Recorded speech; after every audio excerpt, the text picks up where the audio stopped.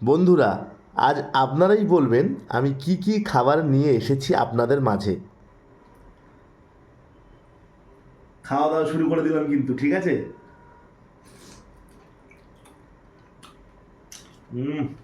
দারুণ।